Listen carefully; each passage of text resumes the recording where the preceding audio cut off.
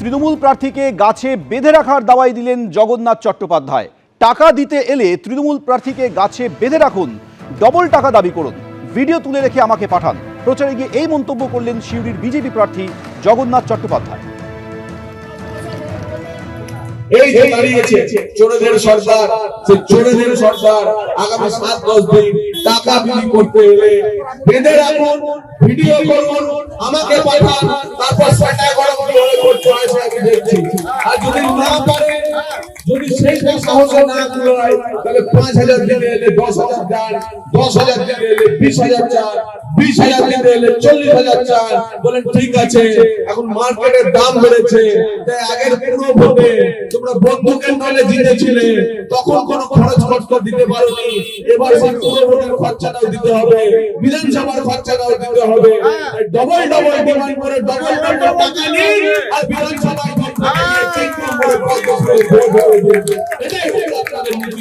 তাহলে ওই চোরের দলের সরকাররা যারা চোরের বাড়ি ফলার হবে তাদেরকে আপনারা সাহায্য করে দিতে পারেন। এই মুহূর্তে আমাদের সঙ্গে রয়েছেন তৃণমূল প্রার্থী দেবাংশু ভট্টাচার্য। দেবাংশু, জগন্নাথ চট্টোপাধ্যায় যিনি সিউড়ির বিজেপি প্রার্থী, তিনি হুমকি দিয়ে বলছেন যে টাকা দিতে এলে তৃণমূল প্রার্থীকে গাছে বেঁধে রাখুন, ডবল টাকার দাবি করুন। প্রথম কথা হচ্ছে, এই জগন্নাথ চট্টোপাধ্যায় সেই নেতা যার বিরুদ্ধে স্বয়ং রাষ্ট্রপতির কাছে অভিযোগ গেছিল এবং রাষ্ট্রপতি রাজ্য সরকারের কাছে সেই অভিযোগ ফরওয়ার্ড করেছিল খতিয়ে দেখার জন্য। ঠিক আছে, ফলে তিনি এমন একজন বিজেপি প্রার্থী যার কাছে যার সম্পর্কে রাজ্য সরকারের কাছে স্বয়ং রাষ্ট্রপতির থেকে অভিযোগ আসে, 1 নম্বর। 2 নম্বর কথা, এসব টাকা বিলি ভোটের সময় বিজেপির কৌশল। বিভিন্ন রাজ্যে বিজেপি কিভাবে মানি পাওয়ার ইউজ করে ভোটে জেতার চেষ্টা করে, এটা গোটা ভারতবর্ষের সবাই জানে, নাথিং নিউ, নতুন কিচ্ছু নয়। ফলে স্বাভাবিকভাবেই ভারতীয় জনতা পার্টি বাংলাতেও সেই চেষ্টা আগেও করেছে, যে কারণে 2021 এবং 24-এ মমতা বন্দ্যোপাধ্যায় বারবার স্টেজ থেকে বলতেন যে বিজেপি টাকা দিলে নিয়ে নেবেন, কিন্তু ভোটটা তৃণমূলকে দেবেন, কারণ ওটা আপনাদেরই টাকা, লুটেছে, গ্যাসের দাম বাড়িয়ে, তেলের দাম বাড়িয়ে, জিনিসপত্রের দাম বাড়িয়ে, তো আপনারা সেটা নিয়ে নেবেন কিন্তু ভোট তৃণমূলকে দেবেন। ফলে ওই নিজেরা যে পাপটা করে সেটা ভাবে সবাই করতে আসছে। আর এরা এই সমস্ত গাছে বেঁধে রাখুন, পেটান, মারুন, অনাথ করে দেবো, এইগুলো এরা প্রত্যেকে ভোটের আগে বলে, তো বলে একাংশ সাধারণ মানুষকে এরা ক্ষিপ্ত করে দেয়। এরপরে ইলেকশনের পর যখন সেই সাধারণ মানুষ তাদের দরজায় গিয়ে টোকা মারে, তখন তারা পোস্টপোল ভায়োলেন্স বলে কান্নাকাটি করেন। তখন কিন্তু তারা মনে রাখেন না তারা সভামঞ্চে গিয়ে গিয়ে কি ধরনের কথাবার্তাগুলো বলে এসেছিলেন, কিভাবে বারুদের সঞ্চার করে এসেছিলেন বাংলার গ্রামান্তরে। 21-এ এই কারণেই যাবতীয় যা হয়েছিল, এবং এবারও সেই পথেই বিজেপি নেতারা হাঁটছেন, শুভেন্দু অধিকারী থেকে শুরু করে জগন্নাথ চট্টোপাধ্যায়। ফলে তারা দয়া করে একটু বলবো, বাংলাকে শান্ত রাখার চেষ্টা করুন। নির্বাচনের পরেও যেন বাংলা শান্ত রাখে, তার দায় কিন্তু একা তৃণমূল কংগ্রেসের নয়, তার দায় বিজেপিকেও নিতে হবে। দেবাংশু, ধন্যবাদ। কয়লা পাচার মামলার তদন্তে আইপ্যাকের ডিরেক্টর এবং সহ প্রতিষ্ঠাতা ভিনেশ চান্ডেলকে গ্রেপ্তার করল এনফোর্সমেন্ট ডিরেক্টরেট। তার বিরুদ্ধে বেআইনি লেনদেনের অভিযোগ রয়েছে। পশ্চিমবঙ্গের বিধানসভা ভোট শুরুর মাত্র 10 দিন আগে এই গ্রেপ্তারি ঘিরে শুরু হয়েছে রাজনৈতিক তরজা। পশ্চিমবঙ্গে বিধানসভা নির্বাচনে 10 দিন আগে কয়লা পাচার কাণ্ডের তদন্তে নতুন মোড়। দিল্লি থেকে আইপ্যাকের ডিরেক্টর ও সহ প্রতিষ্ঠাতা ভিনেশ চান্ডেলকে গ্রেফতার করল ইডি। এর আগে 2 এপ্রিল চান্ডেলের দিল্লির ঠিকানায় হানা দিয়েছিল ইডি। সেই সময় বেশ কিছু নথিপত্র বাজেয়াপ্ত করা হয় বলে ইডি সূত্রে দাবি। সোমবার সেই ভিনেশ চান্ডেলকেই কয়লা পাচার মামলায় বেআইনি লেনদেনের অভিযোগে গ্রেফতার করল ইডি।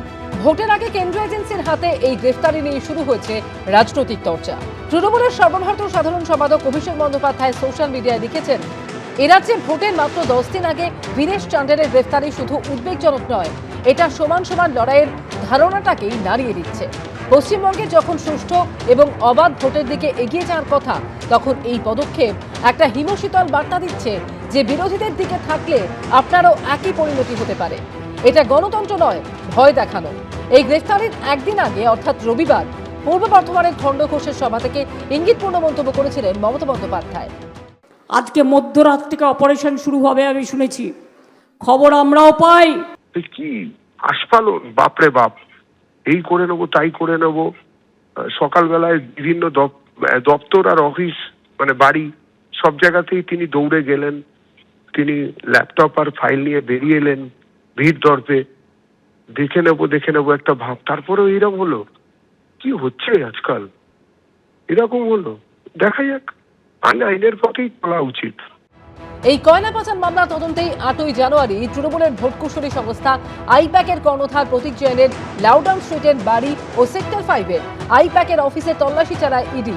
তল্লাশি অভিযান চলাকালীনই সেখানে ঢুকে নথি নিয়ে বেরিয়ে আসেন মমতা বন্দ্যোপাধ্যায়। देखो मैंने सब लेके आया, so my hard disk, see phone, hard disk, all they are collecting at এই নিয়ে চুরি ডাকাতির মতো অভিযোগ তুলে হাইকোর্ট এবং সুপ্রিম কোর্টে যায় এনফোর্সমেন্ট ডিরেক্টরেট। এই যাবতীয় দুর্নীতিতে গোটা পৃথিবীর সবাই গ্রেপ্তার হবে, একমাত্র মমতা ব্যানার্জি আর অভিষেক ব্যানার্জি ছাড়া। কোনদিন কয়লা পাচারের কেস আপনাকেও গ্রেপ্তার করে নেবে, আমাকেও গ্রেপ্তার করে নেবে। খালি মমতা ব্যানার্জি গ্রেপ্তার হবে না, অভিষেক ব্যানার্জি গ্রেপ্তার হবে না। এর পেছনে কি বিজ্ঞান আছে, এর পেছনে কি দর্শন আছে, তা একমাত্র নরেন্দ্র মোদী বলতে পারবে। 15 এপ্রিল ফের সুপ্রিম কোর্টে আইপ্যাক মামলার শুনানি রয়েছে। তার আগে সোমবার গ্রেফতার করা হলো আইপ্যাকের ডিরেক্টর ও সহ প্রতিষ্ঠাতাকে। ইডি সূত্রে দাবি, এর আগেই আইপ্যাকের দুই কর্তা প্রতীক জৈন ও ঋষিরাজ সিংকে দিল্লির অফিসে তলব করে নোটিশ দেওয়া হয়। 30 এপ্রিলের পরে হাজিরা দিতে চেয়ে দিল্লি হাইকোর্টে যান তারা। 17 এপ্রিল দিল্লি হাইকোর্টে সেই মামলার শুনানি রয়েছে। এবিপি আনন্দ। তৃণমূল ও বিজেপি দুই দলের প্রধানমুখী বলছেন তিনিই প্রার্থী। এতদিন মমতা বন্দ্যোপাধ্যায় বলতেন 294টি কেন্দ্রে তিনিই প্রার্থী, আর এবার একই রকম কথা শোনা গেল নরেন্দ্র মোদীর মুখেও। ये सभी उम्मीदवार ये भी मोदी है। ক্যান্ডিডেট হচ্ছে মমতা ব্যানার্জি, 294টা সিটে আমি প্রার্থী। ব্যক্তি বড় না দল? ভারতীয় রাজনীতিতে এই বিতর্ক দীর্ঘদিনের, কারণ ব্যক্তিগত ক্যারিশমায় দলকে জেতানোর নজির এই দেশে বহু আছে, বহু যুগ যুগ ধরে আছে। কেন্দ্রে আছে, রাজ্যে রাজ্যে আছে। এবার পশ্চিমবঙ্গে হাই ভোল্টেজ ভোটেও লড়াইটা কার্যত মুখের, দুই দলের, দুই মুখের, দুই প্রধানের। ভোটের দিন আমি যদি যোদ্ধ হই, আপনারা আমার সহযোদ্ধা হতে রাজি আছেন তো? एक मौका मोदी को दीजिए। বিশাল নির্বাচন, অসংখ্য নেতাকর্মী মাথার ঘাম পায়ে ফেলছেন, প্রতিশ্রুতি আশ্বাস, কিন্তু তারপরও সবার ওপরে মুখ। একদিকে নরেন্দ্র মোদী, অন্যদিকে মমতা বন্দ্যোপাধ্যায়। সবকিছুকে ছাপিয়ে ভোটে জিততে দুজনই নিজেদেরকে সামনে রাখছেন, নিজেদের ওপর বাজি ধরছেন। ये सभी उम्मीदवार ये भी मोदी है। आपने लेफ्ट को मौका दिया, कांग्रेस को मौका दिया, टीएमसी को मौका दिया, अब एक मौका मोदी को दीजिए। নরেন্দ্র মোদীর এই মন্তব্য নিয়ে খোঁচা দিয়েছেন মমতা বন্দ্যোপাধ্যায়। মোদীজি বলছেন উনি নাকি 294টা সিটের প্রার্থী। ঠিক আছে, তাহলে আপনি প্রধানমন্ত্রীত্বটা ছেড়ে দিন, দিয়ে বলুন আমি বাংলার মুখ্যমন্ত্রী হব, তাই আমাকে 294টা কেন্দ্রে ভোট দিন। কি করে বলেন আপনি? কোন পদটা নেবেন, প্রধানমন্ত্রী না বাংলার মুখ্যমন্ত্রী? কিন্তু যে মমতা বন্দ্যোপাধ্যায় নরেন্দ্র মোদীকে খোঁচা দিচ্ছেন, তিনিও কিন্তু বারবার সেই নিজেকেই সামনে আনছেন। ভুলে যান যে আপনার প্রার্থী, মনে রাখবেন আমি আপনার প্রার্থী সব জায়গায়। আমার মুখটা মনে করবেন আর একটা করে ভোট ওনাকে দেবেন। এই একটি ক্ষেত্রে নরেন্দ্র মোদী মমতা বন্দ্যোপাধ্যায়ের সুর এক। घर घर जाएंगे, आप जहां भी जाए लोगों से मिले, उनको कहना मोदी जी आए थे और मोदी जी ने परिवार के सबको पोइला बैशाख की शुभकामना भेजी है। আমার মনোনয়ন নিয়ে 4 ঘন্টা স্কুটনিতে আমাকে জানিয়েছে, আমি এদের ছেড়ে দেবো, আমি ছেড়ে দেবো এদের।